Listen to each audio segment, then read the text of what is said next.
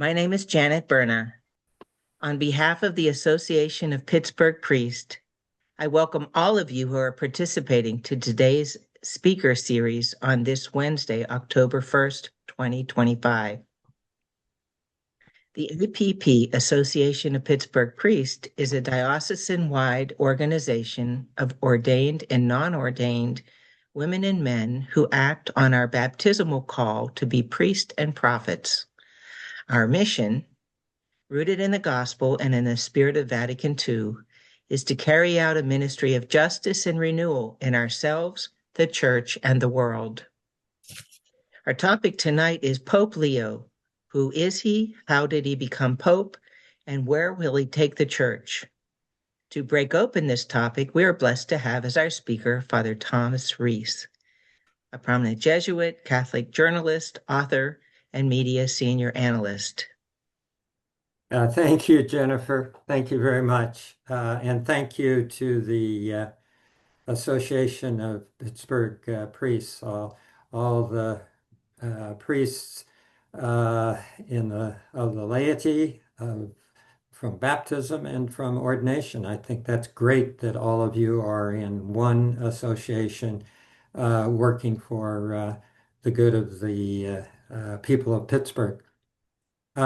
Jennifer was very nice in mentioning in her introduction my book, Inside the Vatican, the Politics and Organization of the Catholic Church.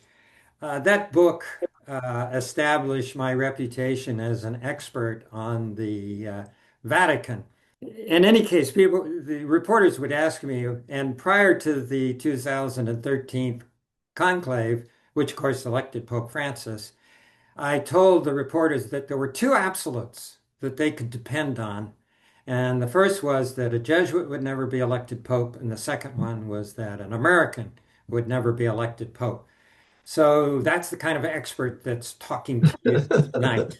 Don't believe a thing I say. But that's when Pope Francis got elected. Of course, we were all very, very surprised.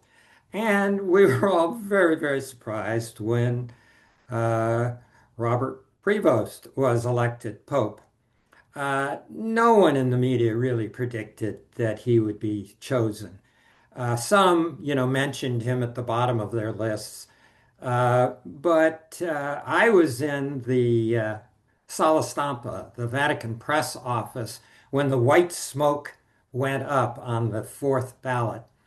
And all the Italian journalists in the room, uh, all the Italian journalists in the room jumped up and said, Paroline, Paroline, Paroline, because the prediction was that if it was a fast election, it was going to be obviously Paroline. Who else? Who. And there were other candidates that were talked about, Tagli, Zuppi, Ambrong, Erdo, some supported by liberals, some supported by conservatives, at least the way the media described it. But very few mentioned Prevost, and if they did, he was at the bottom of their list. And so when the reporters ran out into St. Peter's Square and saw, oh my God, it's an American Prevost, they all ran back into the press room and wrote columns about how they always knew it was going to be Prevost. So never, believe anything you read about the Vatican, especially if it's written by by an Italian Vatican journalist. So what happened? Well, this was the largest conclave in history. It's rare you can say something like that about the Catholic Church. But, because Pope Francis had added so many people to the College of Cardinals, it was, a really large group. And in fact, and they were from all over the world, so many of them didn't know each other. They even had to wear name tags. First time you had name tags at a conclave so that the cardinals would know who they were talking to, know each other. But everybody knew Prevost. Why? Because he was the prefect for the dicastery for bishops. And every bishop in the world deals with with him. So this was one way in which, of course, his name became public. Um, if in fact if he had been an Italian, he would have been the perfect candidate because he was multilingual. He speaks English, Spanish, Portuguese, Italian.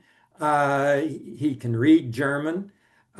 He had been both a diocesan bishop and he had worked in the Vatican Curia, a perfect combination for Pope. He was a canon lawyer. Most bishops are canon lawyers. He was a good listener.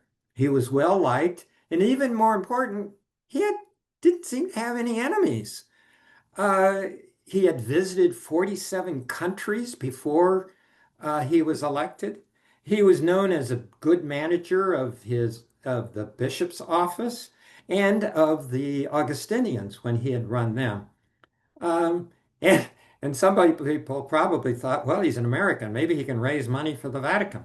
So all of these things kind of played together. It was also known that Francis liked him. Actually, I think he was the kind of priest Francis wished he had been. He was a missionary. Francis wanted to be a missionary, but the Jesuits wouldn't let him because of his health. He was also a very good superior of his order. Francis was a disaster as a superior of his order. He was good, so there were things that he was very good at that Francis admired in him. And so he promoted him. And this was also a man who was very loyal to Pope Francis. So that, helped him with the cardinals who liked Francis. On the other hand, he was a very different style than Francis, very much quieter. He was the kind of guy you'd sit down with and talk with, and you would do most of the talking. And when you got up and left, you scratch your head. I wonder what he thinks. This is the kind of person, he's very low key. I think what happened was that at the conclave, the Latin American cardinals came united, pretty much united in supporting Prevost. They looked around and they said, they said, we don't think that there's a Latin American that can be elected again after Francis. Maybe we can get a guy who's, an American from Chicago, but he was born in Chicago, but his heart is in Peru. And they saw him as a colleague, which was something I did not understand. I thought everybody would look at an American and think of him as a gringo. But the Latin American Cardinals saw him as a colleague, not as a gringo. They admired him and liked him. So they kind of pushed his candidacy. Now, in the actual votes, my guess, and you have to say guess because there's all sorts of rumors, but of course they swear secrecy, so the good guys don't talk. It's all the bad, the people with agendas that are spreading the rumors. In any case, what I think happened was on the first ballot, he got more votes than was expected of him. This is like in presidential primaries. When in American politics, we talk about expectations, and he did better than expected, whereas some of the others that everybody had been talking about did much worse than expected. And so, oh, I guess he's not really a candidate. Oh, Prevost, I didn't think about him. Yeah, I like, Prevost. Maybe we ought to take a look at him because he had those votes to begin with. And then on each ballot, he gained votes. And that's the other thing we say in presidential primaries. We say expectations, but we also talk about momentum. You have to, in a conclave, you have to keep gaining votes on every ballot. And that seems to be what he did. And surprisingly, very quickly got elected Pope. So who is this guy? Who is Prevost? Well, there's a lot of things we, of course, already know about him. He's an American from Chicago, White Sox fan, 70 years old. He joined the Augustinians in 1977. He was ordained in 1982. The Augustinians is a community of religious with a very ancient history. Their rules go all the way back to St. Augustine. And the emphasis in them is on common prayer, on community, and on mission. And you'll see him talking a lot about those things as Pope.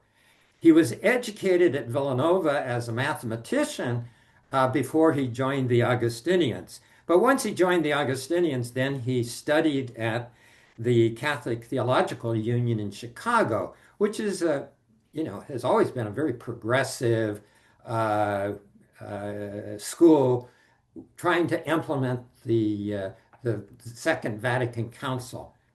Uh, After he got his education in theology there, they then sent him to the Angelicum in Rome to get a degree in canon law. Um, then he's off to the missions, to Peru, for 14 years as a mission. He thought he was going to spend the rest of his life there as a missionary in Peru. That's what he wanted to do. But he got called back to Chicago by the Augustinians who wanted to put him in charge of the province there, the Chicago province. And he was only there for a couple of years when he was at a meeting in Rome where the Augustinians elected him the prior general, the head of the entire order. Uh, this guy rose quickly. Uh, and they liked him so much that they reelected him. So he had two 6-year terms as superior general of the Augustinians and was very well liked by the Augustinians. Uh, they tell me that while he was the superior general, he had a meeting with Pope Francis, and he came back from it describing to the Augustinians how they had a big disagreement about something. And he smiled and said, "Well, now I don't have to worry about being a bishop." Well, Francis was okay on appointing people that might have some disagreements with him. And so after he finished his term as prior general, he was appointed bishop in Peru again, where he served for a number of years, for like 9 years. And then Pope Francis called him to Rome and made him prefect of the dicastery for bishops, what I consider the most important office in the Vatican, because that's the office that reviews the candidates who are going to be nominated as bishops to the Pope. I mean, that is such an important job. I criticized Francis for not putting a good man in that position. He left in the man appointed by Benedict until Prevost finally came in. Finally, he had somebody who was with him and completely committed to his agenda. In any case, that's how he was elected and who he is. And how do we get an idea of where he's going? I think we do it by listening to what he has to say in some of his speeches.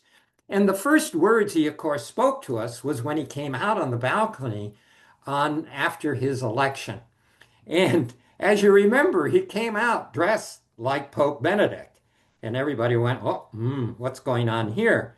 But he may have dressed like Pope Benedict, but he spoke like Pope Francis. Or maybe more accurately, you could say that he affirmed the policies of Pope Francis, because even his style of speaking was not the same as Pope Francis. I mean, I'm sure you all listened to what he had to say when he came out on the balcony, but I challenge you to remember anything he said. Whereas everybody remembers Pope Francis and what he said, Buenos Aires, and asked the people to pray over him. Well, Leo came out with a prepared text. This is where we see the careful canon lawyer who's not going to get a lot of headlines, but he's not going to make any mistakes either. That's the kind of guy we have. But if we listen to what he said, it was clearly an endorsement of everything that Pope Francis dealt with. Um, Oops. All right. He spoke about walking together with you as a church, united, pursuing peace and justice, uh, ever seeking to act as men and faithful to Jesus Christ, proclaiming the gospel without fear, being missionaries. These are all Francis buzzwords. Being a missionary church, building bridges, encouraging dialogue, being open to welcoming. I mean, this is straight out of Francis's agenda. He said he wanted a synodal church, a church that moves forward, a church that always seeks peace, that always seeks charity, that always wants to be close to those who are suffering. Um, he then went on to a longer quote that probably put most people to sleep, but what it was talking about, he basically said, if you want to know where I'm going, reread Evangelium Gaudium, which was a document published by Pope Francis. And I won't go through everything he has here, but this is his platform. This is how he says he's going to continue the legacy of Pope Francis, continue the legacy of being a missionary church, of attending to collegiality, synodality, sensus fidei, a loving care for the least and the rejected, the courage to dialogue and trusting dialogue with the contemporary world, not afraid of the contemporary world. This is who he wants to be. Now, how about where he's going now? And especially, let's take a look at some of the most controversial issues facing the church to see if, can we find differences between him and Francis? Well, abortion, of course, is one of the most sensitive issues in the church. And clearly, this is a pro-life pope. Even before he was in the seminary, as a layman, he started the pro-life club at Villanova University. So he's totally committed on the pro-life side. Uh, but it's nuanced, and that came up yesterday when he was asked about this dispute about uh, Cardinal Supich, who wanted to give an award to Senator Durbin. Uh, and what did what happened was Supich was being attacked by some bishops and archbishops for giving this award. In fact, one of the bishops, the bishop who is where the senator lives, won't give him communion. Now, when uh, Leo is asked about this, he says it's important to consider many issues related to the church's teaching. Someone who says, I am against abortion, but says I'm in favor of death penalty is not really pro-life. Someone who says, I am against abortion, but I am in agreement with the inhuman treatment of immigrants in the United States, I don't know. I don't think that they are really pro-life. Um, but he also calls for respect for one another, while being reminding the faithful of the teaching of Christ on these issues. He's saying the church has to be very clear on these teachings, whether it's uh, abortion or whether it's immigration, but not in a attacking way, but in a way that is more inviting to the people that the church is speaking to. Um, this to me sounds like a consistent ethic of life when he's talking here. And that reminds us, of course, he's from Chicago, where Cardinal Bernardin articulated the consistent ethic of life. I'm sure he heard about that at the Catholic Theological Union when he was studying as a seminarian. So I think that This is where we're going to see him on abortion. Uh, Much of the rest of my presentation is going to be based on Elise Allen's interview with Pope Leo. Excerpts of that interview are on crooksnow.com, but it's going to be published completely in her book, Leo the 14th, Citizen of the World, Missionary of the 21st Century. The book has been published in Spanish. The Spanish version is available, but the English version won't be out until next year. American publishers just seem to be slower than the Spanish publishers. So I have to have a little caveat on some of my quotes from Pope Francis because basically he spoke in English, it was translated into Spanish, and now I'm translating it back into English. So wait for the English version of the interview, which will be published in Alan's book. What does he have to say about American politics and about uh, Trump? When he was asked about that, he said he had no plans to be involved in partisan politics. But I'm not afraid to raise issues that I believe are true issues of the gospel.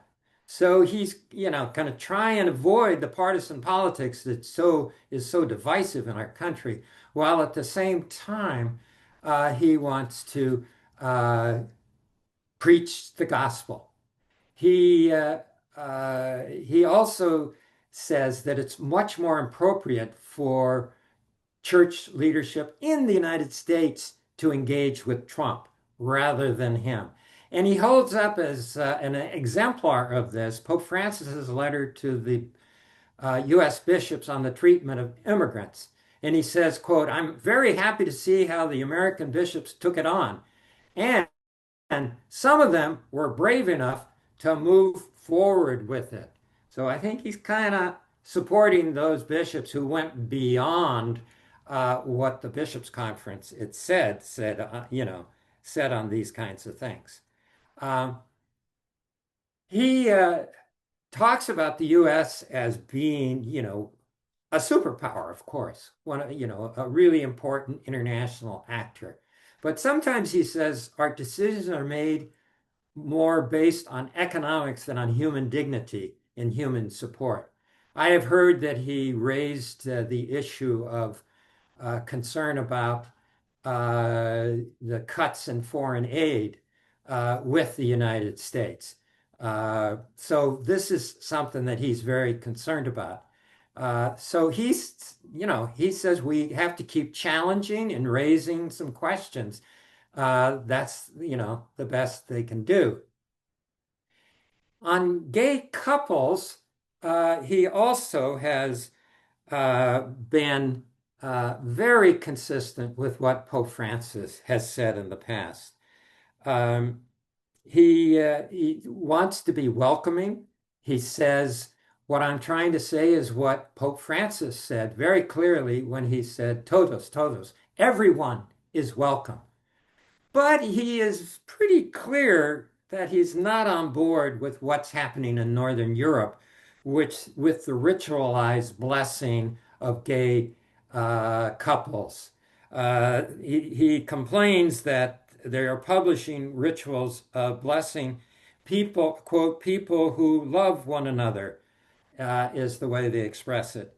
And this goes specifically against the document that Pope Francis approved, Fiduciae Supplicans. So he's saying, of course, we can bless all people, but it does not. But that document of Pope Francis's did not look towards ritualizing some kind of blessing because that is not what the church teaches. So, he's a canon lawyer and he's making a distinction that he thinks is important here. In fact, it's the same position Pope Francis did. Now, will he enforce it more strongly than Pope Francis did? We'll have to wait and see. He also adds that he thinks that we have to change the attitudes of people about gays before we think about changing what the church says about any given question. I'm not quite sure how he's going to do that and how he thinks the church should do that. But in any case, that's something that he did say. What about women deacons? Again, this is a topic that was controversial in the Synod on synodality. And he made very clear, I don't have any intention of changing the teaching of the church on this topic. He worries about clericalizing women, as Pope Francis did. Of course, people could ask, what about why aren't you worried about clericalizing men? But in any case, he also raised some other questions about the diaconate, about the fact that in some parts of the world it's not being promoted. And in fact, we know this is true. In Africa, the bishops were much more interested in having catechists than deacons. So he's asking, why would we talk about ordaining women to the diaconate when the diaconate itself is not yet properly understood and properly developed and promoted within the church? So I think this is going to mean that this topic is uh, going to be referred for more study. The Trinitine Mass is an interesting one. He allowed Cardinal Burke to say a Trinitine Mass in St. Peter's, which of course Pope Francis never would have allowed. Um, on the other hand, when he was asked about the Trinitine Mass and the people pushing for it, his response was pretty much the same as Pope Francis's. You can say the Mass in Latin right now if it's the Vatican II right. That's no problem. So it's the Tridentine version of the Latin Mass that is the problem. And like Pope Francis, he realizes that people have been using this as a very divisive issue. It's polarized the church. And he says people have used the liturgy as an excuse to advance other topics. It's become a political tool, and he says that's unfortunate. On the other hand, he says he's willing to sit down with a group of people who are advocating for the Tridentine Mass. And he wants to deal with them in a synodal fashion.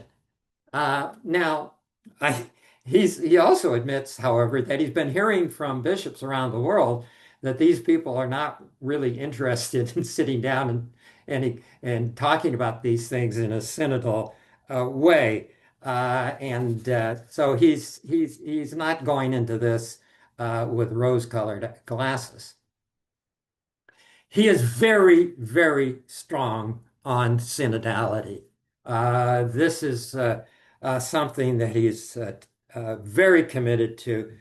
He describes it as an attitude, an openness, a willingness to understand, speaking of the church now, that each and every member of the church has a voice and a role to play.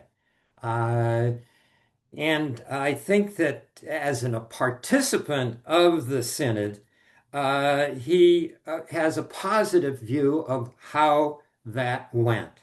He liked it, and he spoke positively of the conversations in the spirit that took place at the synod. But he also added that there are many ways that it could be done, not just that way. Many ways of dialogue, respect for one another, bringing people together to understand relationships, that interaction, that creating of opportunities for encounter. It's an important dimension of how we live as church today. Um, so this is where I think Pope Francis is today. Uh, he, oops, yeah, he is totally committed to synodality. In fact, almost everywhere where you look at what he's said and what he's done, his positions are so similar to those of Pope Francis, with the minor exception of the Latin Mass that he's willing to talk to them. I think Pope Francis just got fed up with them. We'll see how long Pope Leo can deal with them. So he's not going to return the papacy to the authoritarian model of the past. He, like Pope Francis, is going to allow and even encourage conversation and dialogue. He's not afraid of saying that he hasn't made up his mind on something yet. And he hopes that we can continue together to resolve these issues in a synodal fashion. Under Leo, I expect we will have few surprises and fewer headlines than we did under Pope Francis. But he has not changed the direction of the bark of Peter. He hasn't changed course. He's not turning the ship around, nor is he shouting, damn the port torpedoes full speed ahead. What he's saying is steady as she goes. In December, we will start getting reports from the various committees that have been studying issues that were not resolved at the Synod on Synodality. How the Pope will deal with these reports will give us even more information about who Leo really is. Thank you. You so much, Father Reese, for your enlightening presentation, and I would say hopeful presentation is what I felt. So thank you so much. We have one question in the chat already that came in, and what do you think of the appointments, the bishop appointments that Pope Leo has made so far? Well, I think they're fascinating. Of course, he's probably just approving the appointments that he was making, that he was recommending to Francis, that hadn't quite gotten through the pipeline. So he knows these candidates very well. I think it was really exciting, the bishop he appointed in San Diego. This is an immigrant, a refugee from Vietnam who has been appointed the bishop of San Diego. You know, at a time when immigrants and refugees are being turned away at the border, the symbolic value of that appointment is terrific. And this is a great bishop. I mean, the first thing he did was, after becoming a priest, was to learn Spanish. He, of course, already knows Vietnamese, but he's in San Diego. He needs to speak to the people there. So I think he's going to do a fantastic job. Cardinal Mack very highly of him. So I think that's an exciting appointment. He's also appointed a replacement to his position in the dicastery for bishops. Uh, that was kind of a surprise. Nobody was predicting him. Everybody thought that the secretary might be promoted to be the prefect, but the word is the secretary doesn't want to be prefect. But he reappointed him for a full another term as secretary. So I think that because Francis has a good relationship with the secretary and because Francis had that job, he may be more hands-on the appointment of bishops than Francis was. I was disappointed, frankly, with many of the appointments that Francis made.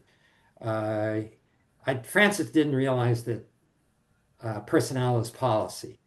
And I'm hoping that because of his experience at the dicastery for bishops, that Pope Leo will do that and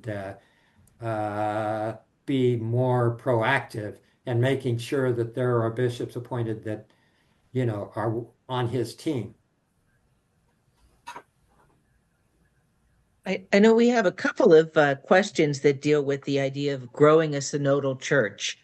Um, and basically how that will it help to bridge the progressive conservative divide and the cultural divide that Cardinal Radcliffe had talked about. So maybe you could just talk a little bit about that.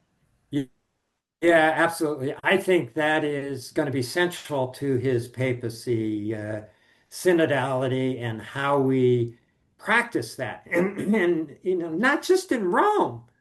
It's nice that they have a big meeting in Rome and they're, having these small table discussions and sharing and people from all around the world. I mean, that is hugely important and good and positive.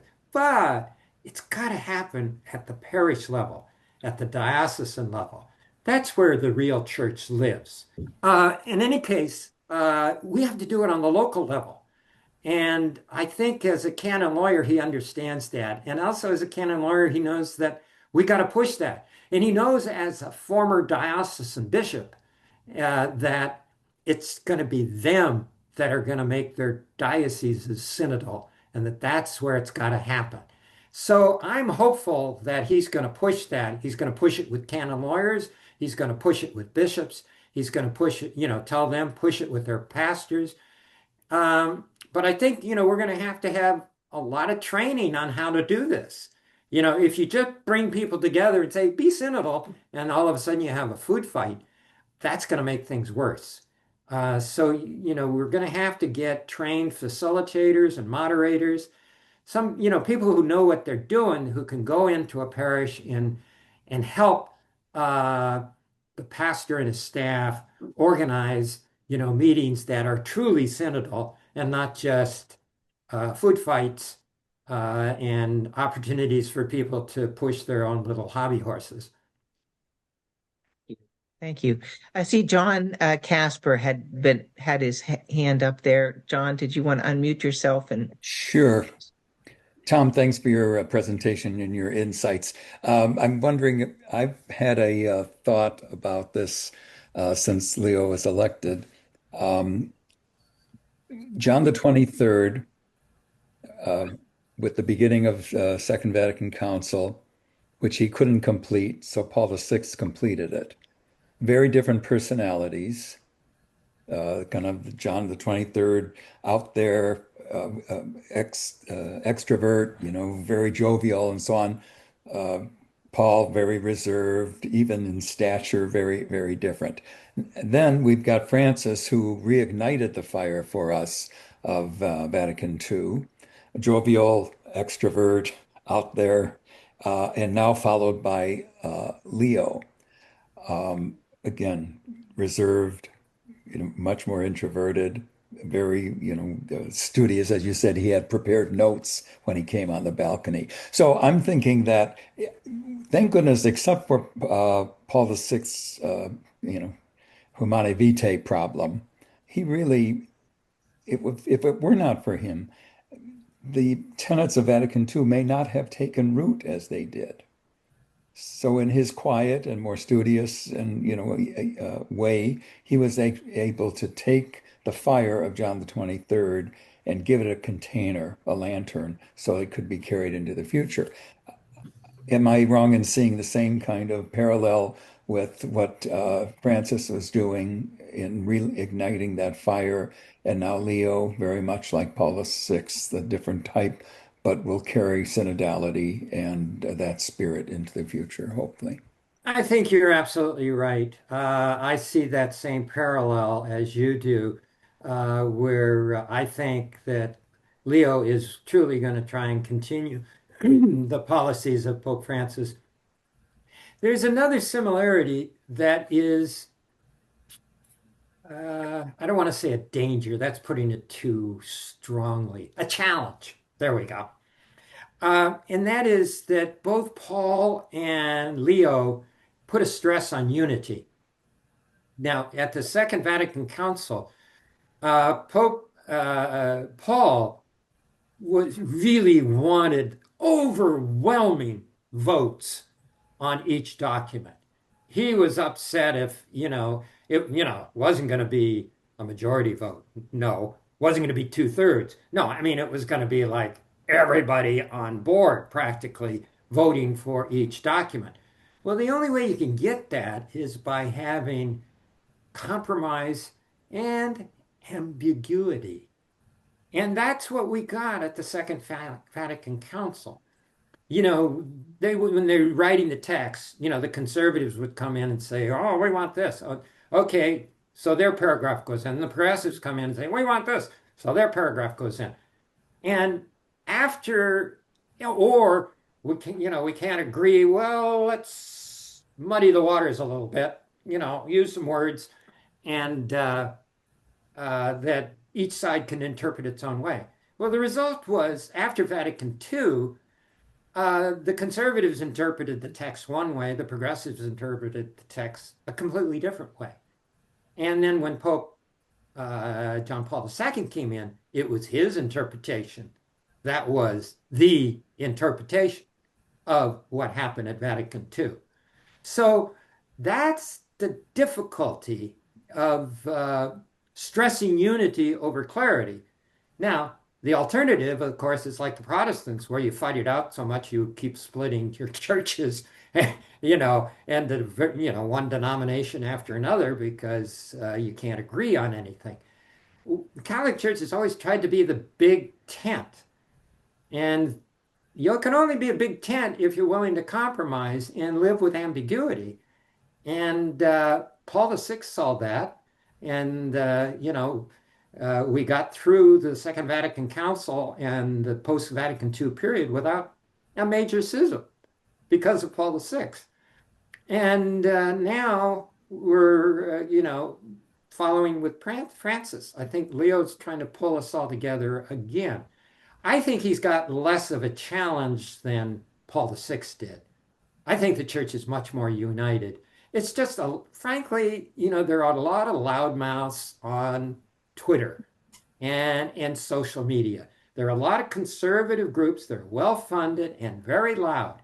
But if you look at the public opinion polls, they aren't with them. They aren't with them.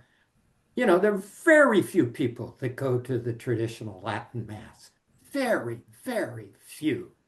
And if you look at the public opinion polls, Catholics are to the left of the church on most of its teaching on divorce, birth control, married priests, gay marriage, all of these kinds of things. So I think the church could keep going in a more progressive direction without the danger of a schism. But that's what we always have to worry about. And certainly is something that Leo is going to worry about because he wants to keep everybody in the tent. He wants to keep everybody happy. Can you do that? I'm not so sure. He's going to try, but ultimately, sometimes he's going to have to come down on one side or the other. Frankly, I think the progressives will give him more leeway than the conservatives will. So we'll have to wait and see. But I think your analogy is perfect. Thank you. Mr. Barbara, did you want to? Tom, you were saying that you think Leo is really in favor of encouraging the bishops to have dialogues in the parishes. I'm wondering if he is going to at least give the push that there is some dialogue around women in the church and gays in the church in particular. Well, yes and no, I guess, is as usual the answer. He was very good in supporting Pope Francis on bringing women into the Vatican Curia. For example, the dicastery for bishops. They have a committee of bishops that meet I think it's almost every week to discuss who the nominees that are coming in from the nuncios all around the world. Now, there's a woman sitting at that table today. And that's because of Francis and Prevost. Prevost said, yeah, let's put her in. And so that's very encouraging. And I'm sure that he's perfectly happy with a woman in charge of the dicastery for religious, which is something that Pope Francis did. Now, women deacons, women priests, I think like Francis, he's not going to stop the conversation, but he's not going to put, I don't think he's going to push it forward. I think he will allow the conversation to continue, but until there's an overwhelming consensus of the church in favor of it, I don't think That I hope I'm wrong, but I don't think that he's going to be like Pope Francis on that. You. Um, did you want to, one of the ones in the chat here, could you comment on his connection to Leo, his predecessor, Leo the Oh 13th? yes, Leo the 13th. Yeah. Yes, well, that was in my notes that of all the things I couldn't say because I wanted to keep the time limit down. Yeah, his choosing the name Leo because of his no, remembering Leo the 13th, who was Pope during the Industrial Revolution and really committed the church and created the whole body of Catholic social teaching, started that whole teaching of the church on social justice issues. Pope Leo believes we are in a new industrial revolution with technology and especially AI. That the 21st century is going to be just as dramatic with changes in economy and politics and in culture as was the 19th century with the Industrial Revolution. And he wants the church to be in that discussion, talking about values, bringing to it the Catholics, the values of Catholic social teaching, the common good, respect for workers, uh, you know, concern for the entire world, not just for one nation. I think this kind of orientation is what he signaled when he chose the name Leo. We have Marg who has her hand raised. Did you want to unmute Marg? And Certainly. Just yesterday, the Pope gave the intention for October being collaboration among all religions. And he actually said, I took that down the quote, that he wanted them to become a yeast of unity in a fragmented world. So your comment about his interest in unity, um, you know, may indeed slow down what I can't imagine a unity with Christian nationalism. And I'm wondering what you think, you know, that kind of collaboration is possible. Yeah, the Christian nationalism is a real challenge to us in the United States and, well, in some other Hungary, some other countries also. Uh, this is, Catholic means universal. It means worldwide. Our vision is way beyond our nation. I mean, this is how we are different from many Protestant groups and also many Orthodox churches that are so focused on one, their own nation. hmm, And how, and I think that uh, we as Christians, as Catholics in our country, have to recall our history, the history of anti-Catholicism that greeted us when we came as refugees and immigrants, uh, the the history of racism that we participated in. We have to be both patriotic and challenging. We love our country. That's why we challenge it. That's why we want it to be better. Just as, when you're raising kids, you love them, but you want them to be better. And your job is to help them to be better. And as citizens, our job, our calling is to help our country to be better. Not to whitewash everything and just celebrate and ignore the sins of our country, but to repent from those sins and do better. And Christian nationalism, which wants to deify America, I'm sorry, that is not Catholic. Uh, even in pre-Vatican II years, that would have been frowned upon. So I think you're absolutely right. This is a challenge that we have to deal with. But, at the same time, we are patriotic. We love our country.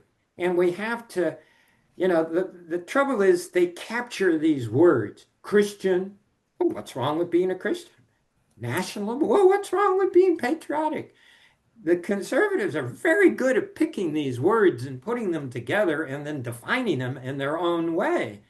Uh, and then when you attack Christian nationalism, you sound like you're un-Christian and you're not patriotic. Uh, we have to figure out how to do this, and we have to come up with some better sound bites than they have. Said. Jim McCarville? Thank you. Great presentation. Since this is largely a lay audience and we're basically a lay association, outside of appointments to the Vatican and things like that, I haven't heard him speak out on the role and the responsibility of lay people as much as I have about the responsibility of priests to be collegial and to involve lay people in bureaucratic measures of the church, but about the mission of the church. And do you have anything to enlighten us about where he stands on that or what he's going to tell us? Yeah, I honestly have to confess that I've not read every word he has spoken. So he may very well have spoken to a lay group and said all sorts of positive things that the media just simply ignored. This is a problem of both the church and the media. The church doesn't know how to speak in a way that gets people's attention, and the media is only interested in covering sex and violence.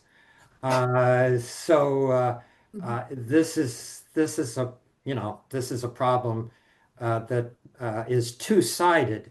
I blame both the church and the media. Uh, Clearly, this is something important, and he's got to figure out how to highlight it and how to make it so that people like you hear him saying, yes, go to your parish, get involved,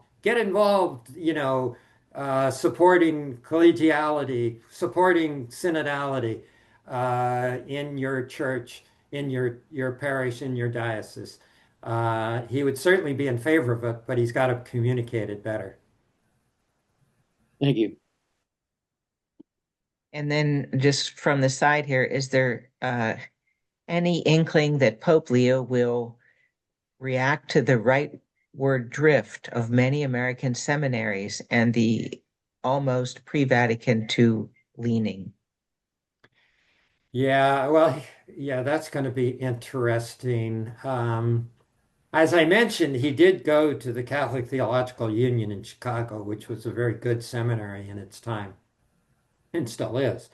But it's hard to reform a seminary until you've changed the bishops, frankly, because they're the ones who appoint the rectors, the faculty. Now we see there's some bishops like in Detroit, the bishop started to do it. He removed a couple of people that were kind of anti-Francis, and he says, I don't want you in my seminary teaching. Well, the brouhaha that went up from the conservatives. Oh, this is terrible. You are infringing on academic freedom. Yeah, you never heard of those people. You never heard from those people when all the seminary profs were being fired under John Paul II and Benedict. Uh, but I mean, that's what's going to happen. You're going to have some bishops who say, we need a new seminary rector, we need new faculty, and if we can't find priests who can teach, there are lots of very excellent lay theologians who can teach in these seminaries. And maybe they should be sitting in classrooms with lay people, like he did when he went to the Catholic Theological Union. No more of these seminaries up on the hill. This was something that was said at the Synod on Synodality. This was one of the things that came up about these isolated seminaries that aren't preparing priests for the real world and not, training them to work with and live with lay people. So I think my guess is he's got that, but time will tell. But it's gonna have to happen with changing the bishops in the dioceses that have the big seminaries, and changing bishops. 'Cause, the bishop decides which seminary if he doesn't have a seminary, he decides which seminary he's going to send his seminarians to. And that's very important. Just as the prior of the Augustinians said, "You're going to CTU," and Prevost, as a young seminarian, said, "Yes, Father," and went there to get his theological education. So you can't reform the seminaries until you get good bishops, is I guess what I'm saying. I see in the chat room a lot of discussion on women in the church and certainly the diaconate and so on. So I guess maybe I'll just ask you to comment a little bit more on that, if you would. I know you did mention that a bit. Yeah. I think he's basically in the same place as Pope Francis was, which means it's not going to move forward. If I was a betting man, that's what I would bet. Uh, he's raised some questions on it. Now,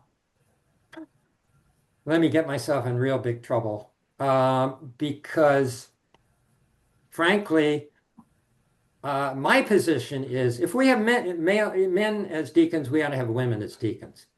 But why do we have deacons at all? And he raised that question somewhat in this interview he didn't quite put it as bluntly but he was saying, why is it that it isn't being promoted all over the world? And of course, Africa is the place where it's not being promoted. And the African bishops did not want another group of clerics, did not want, to clericalize another group of people. They wanted lay people to do all these jobs.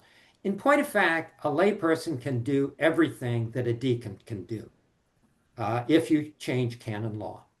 Canon law says that lay people can't preach. Okay, change canon law, and they can give homilies, which is the technical term that they can't do. Easy fix. Lay people can witness marriages. Fine. I know a bishop who was flying into Alaska bishop. He was flying in to do a wedding. He couldn't land. It was too foggy. So he delegated to the nun down in the parish, "You're going to do the wedding." And fine, it was totally legal. And of course, lay people can baptize. That's been true since the beginning of time, beginning of Christianity. So there are a lot of things all these things that deacons do, lay people can do. So do we need another clerical caste, or should we just promote lay people, give them the same training as deacons, and move them up in the church? But now I'm going to get hate mail from all the deacons, and from the people and from the women who want to be women deacons. So my apologies to you. You can thank God that I'm not in charge.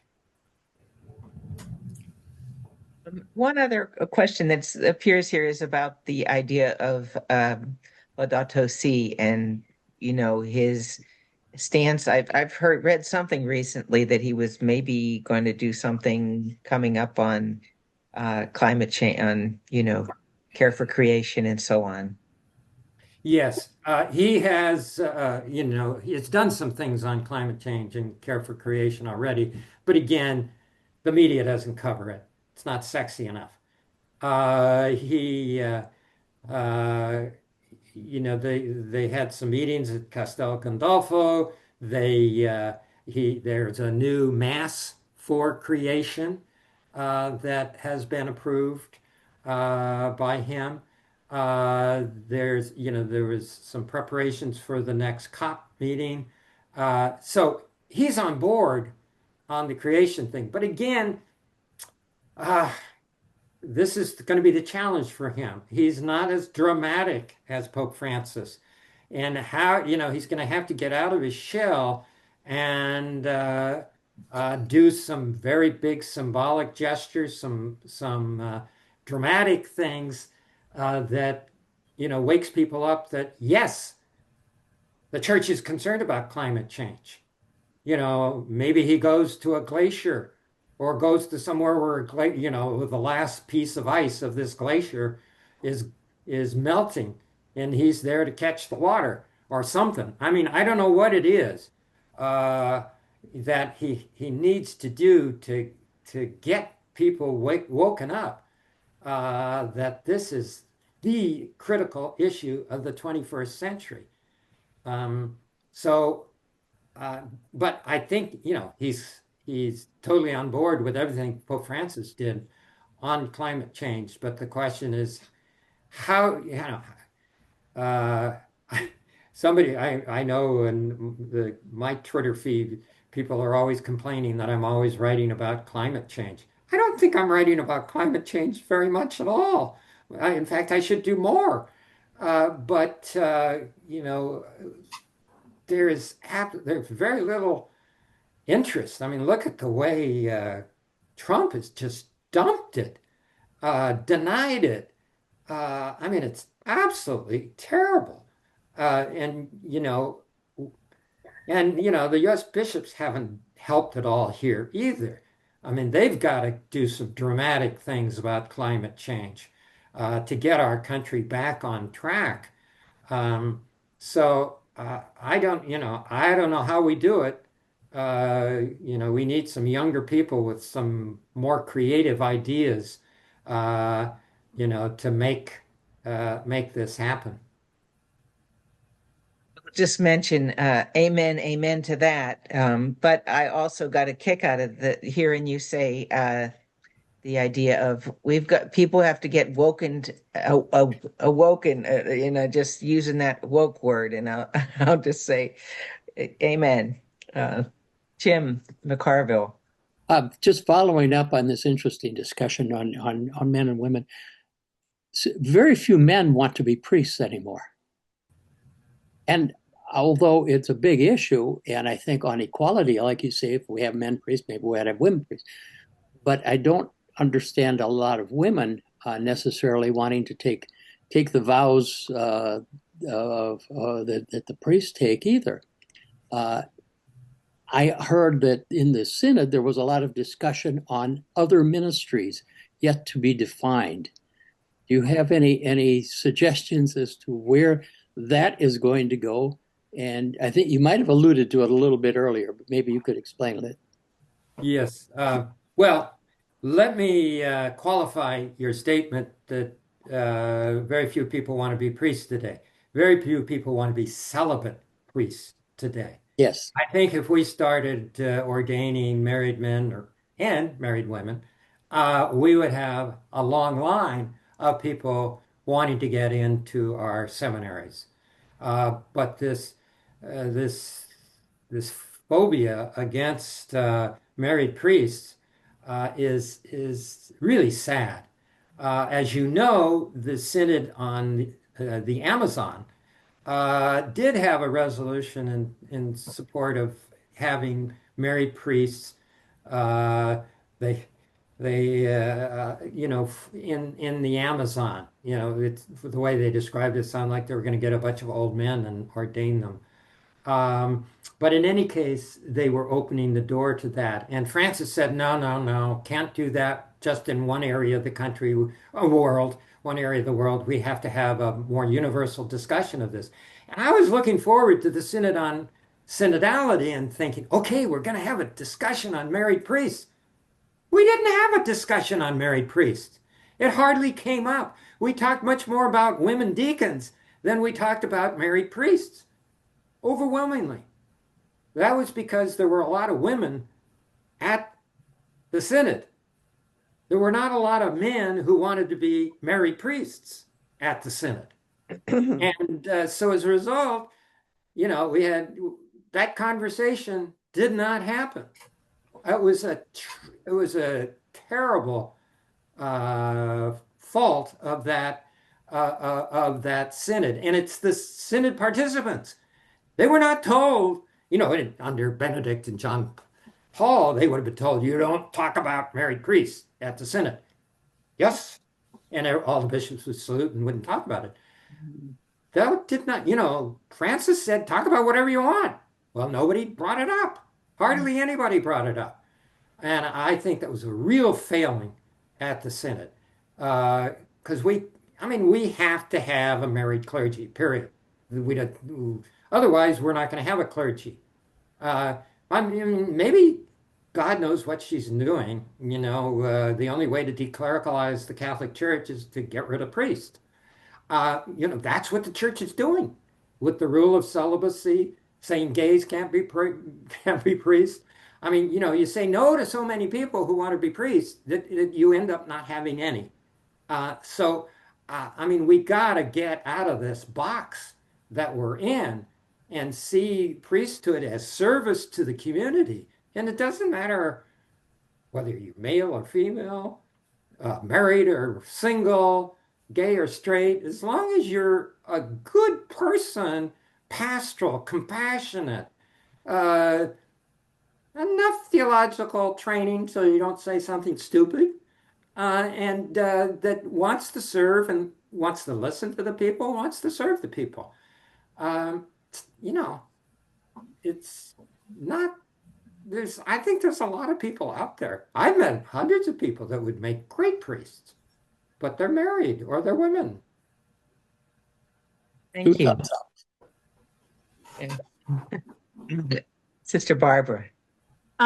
Yes, I'm just noticing that Phyllis, you're putting a lot in the chat. I'm just inviting you and asking if you'd like to say something to us all. Phyllis Sagano. Oh, Phyllis, yes, please come and attack me on women deacons. I love Phyllis because she's such a smart and strong person in supporting women deacons. And Tom is one of my heroes, but he's wrong. The interview with Elise Allen that was translated back and forth, I am told, by Christopher Lamb, was the manuscript was gone over by Leo. And he changed when he said he wasn't going to change church teaching. He originally said he wasn't going to change church doctrine. And he changed the word to church teaching. There's a little bit of space between those two words. And I said someplace recently, I was very happy to see that because there is no teaching against the ordination of women in the diaconate. The diaconate itself, if we don't need deacons, if we don't need women deacons or deacons at all, then why are there 50,000 of them? And the fact of the matter is that in some cultures, they're really necessary and useful. The problem in Africa is that because a married man can be ordained, but an ordained man cannot get married, men don't want to be deacons because if their wives die, it's a big rigmarole to get there. I disagree with Tom on the point of a lay person can do anything a deacon can do. Well, yeah, but that's not quite true, number one. Number two, Bishop, wouldn't you rather train, ordain, and give faculties to the women who are working for you or not? I mean, it's as simple as that. There is training for lay ecclesial ministers, which I'm told in the USCCB, there's a movement to figure out what the catechist is, and that's kind of pushing the lay ecclesial ministry aside. But I really think that in the history of the church, the ministry of the woman deacon was to other women. And I heard Pope Francis say this twice publicly. When a woman accused her husband of beating her, she went to the woman deacon who made took in the accusation, examined the bruises, and then made the report to the bishop. To me, that's an ancient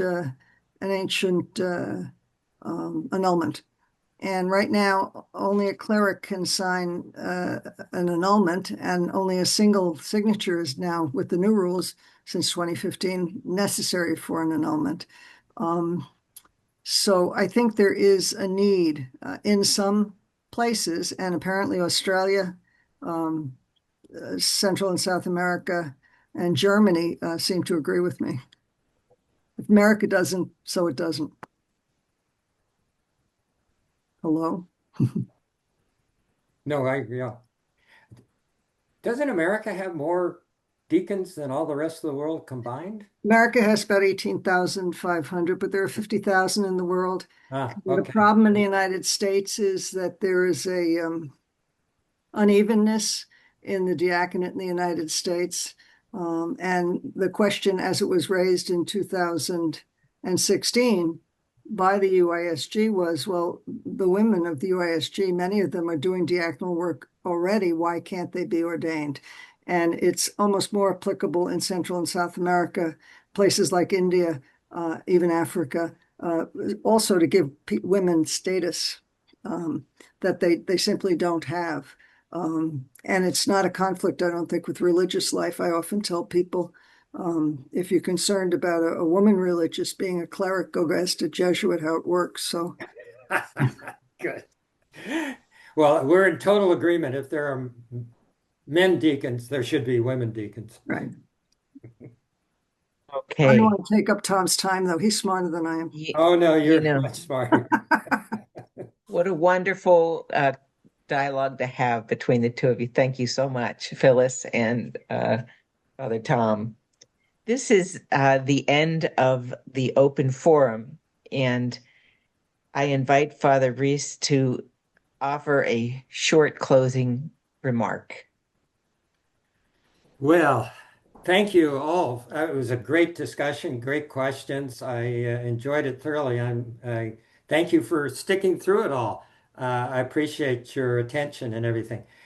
I think the bottom line, I guess, for me is that Leo is going to continue the policies of Pope Francis. As I said, it's steady as she goes. He's going to move slowly. He's going to listen to a lot of different people before he makes a decision.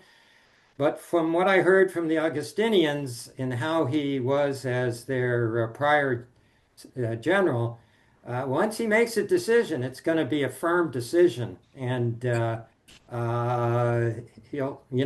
he'll go with it, and he can be firm in his decisions. I I like Leo. I like his quiet personality, the way he listens. I like his shyness. I loved Pope Francis too. I like them both. It's like two friends you'd like to go to dinner with, the two of them. Uh, I think the Holy Spirit worked this time in electing Pope Leo after Pope Francis. I think there's great hope for the church. Um, but the church is not the Pope. The church is the people of God. And we've got to figure out how to get the Spirit, throughout the Catholic community, throughout the church, so that people feel empowered. They don't have to wait for the Pope to do something. They don't have to wait for the bishop to do something. They don't even have to wait for their pastor to do something. Uh, I remember a pastor I had one time, a pastor, a Jesuit pastor, who people would come into him and said, "Father, we need a book club," and he'd say, "That's a wonderful idea. Why don't you go start it?" And they'd come in and say, "Well, we need a youth club." "Oh, wonderful idea. Why don't you go start it?" His mantra was power to the people, less work for Father.